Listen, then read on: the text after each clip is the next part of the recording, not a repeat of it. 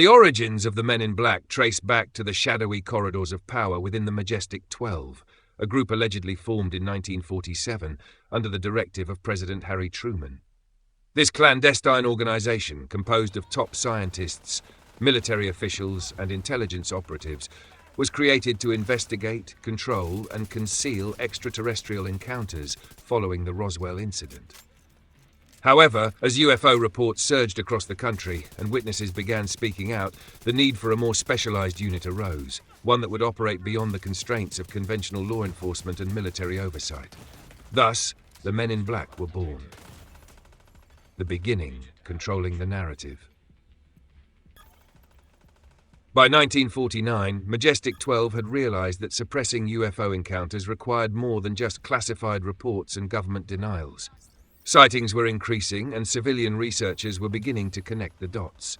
The Roswell crash had leaked into public awareness, despite efforts to dismiss it as a mere weather balloon.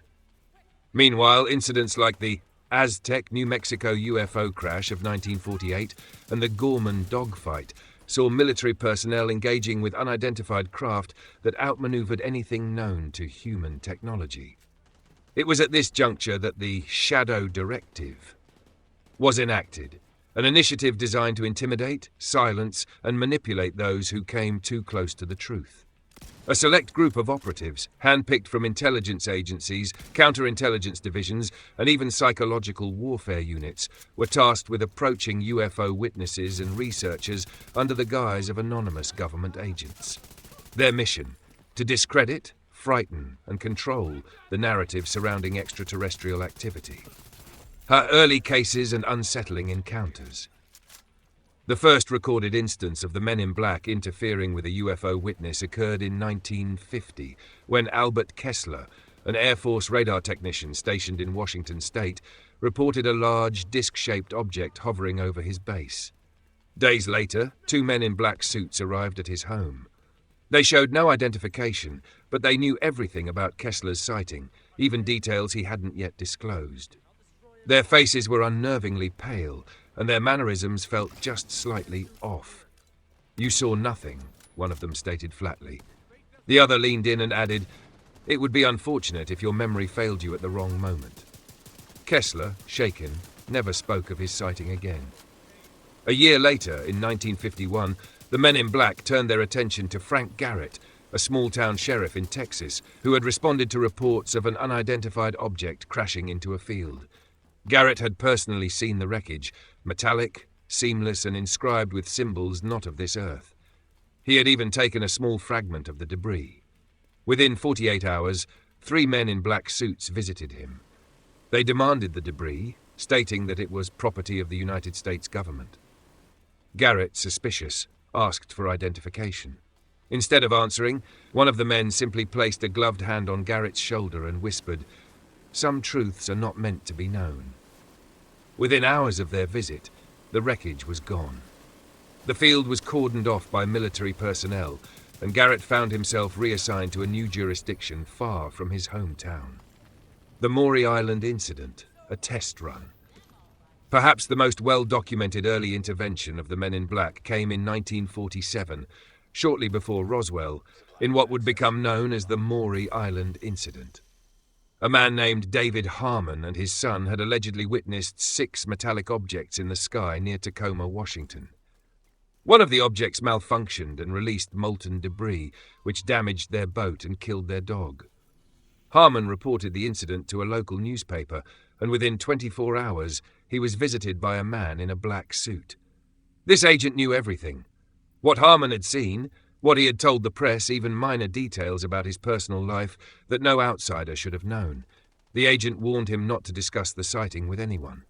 When Harmon refused, his house was later searched while he was away, and his physical evidence, fragments of the debris, disappeared without explanation. Beyond human?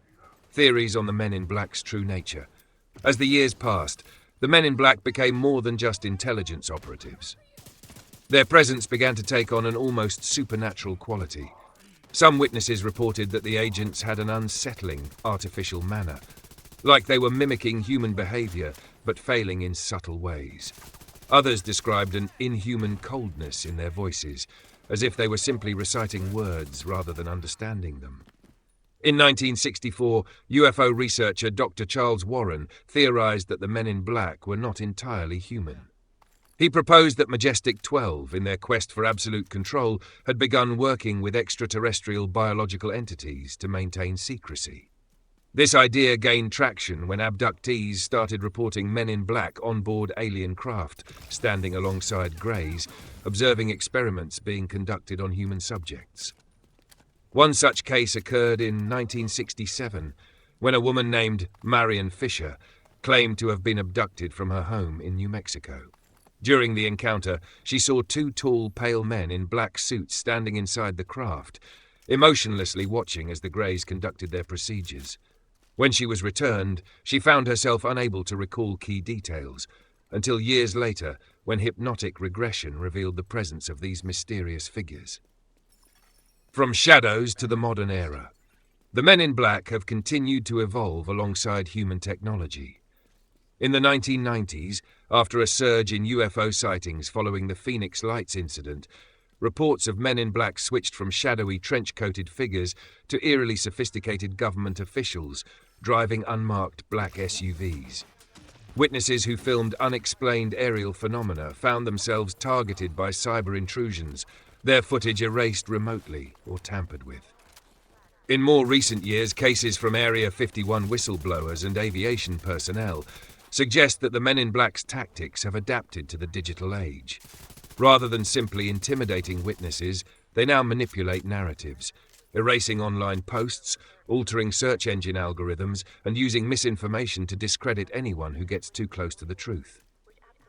The truth buried deep. Despite decades of speculation, the true origin of the men in black remains elusive. Are they simply elite government operatives enforcing secrecy? Are they working alongside extraterrestrials to maintain an unspoken agreement? Or, as some have theorized, are they something far older? Watchers who have existed since the dawn of human civilization, ensuring that the masses never truly comprehend the greater cosmic reality. One thing remains certain. Those who have encountered the men in black rarely speak of it twice.